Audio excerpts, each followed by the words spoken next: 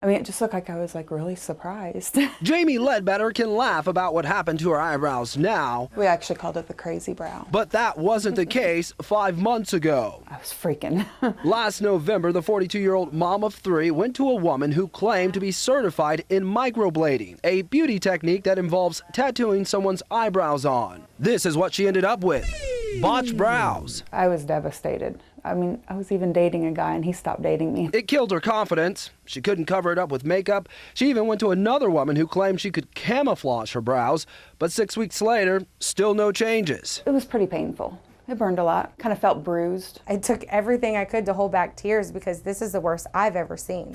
Kara Gutierrez is a licensed and insured tattoo artist. Within 24 hours of a botched job, I could remove the bad brow. She's been in the beauty industry since 2011 and has specialized in permanent cosmetics going on 4 years. No, it's not pretty. Gutierrez first saw Ledbetter 8 weeks ago. We should be able to remove this brow completely. Yay. This one still has 1 or 2 more sessions. She's removing Ledbetter's messed up brows with a product known as Lift. You want to see blood, unfortunately? It's a pigment lightening solution that's tattooed into the bad ink and has to be removed in 8-week intervals. You want scabs, so it'll pull out that pigment. It's very unpredictable to how much you can remove, but it works. Gutierrez worries more and more women will end up in situations like Ledbetter's because microblading isn't regulated in the state of Missouri. Nobody's governing this. The state's Office of Tattooing, Body Piercing, and Branding has a disclaimer on its website about microblading that reads in part, quote,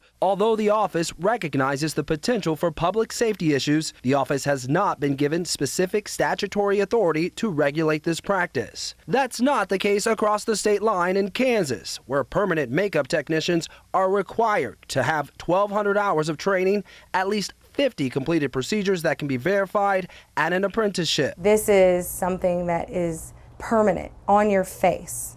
You have to make sure that your artist knows what they're doing. Missouri State Representative Nate Tate understands the risks. That's why he's sponsoring House Bill 71. It would change the definition of a tattoo to include new cosmetic procedures like microblading to ensure more scrutiny. I'm not terribly in favor of more regulations when it comes to businesses, but in this particular situation, whenever you're actually puncturing the skin, we need to have some more training. The bill hasn't gotten far in the legislative process, which concerns Gutierrez. Until a senator's daughter or someone that can pass a bill gets messed up, this will continue happening. Ledbetter shares the same attitude, but she hopes her story serves as a warning to those considering microblading. Research it. If I would have known it would have turned out like this, I probably never would have done it at all.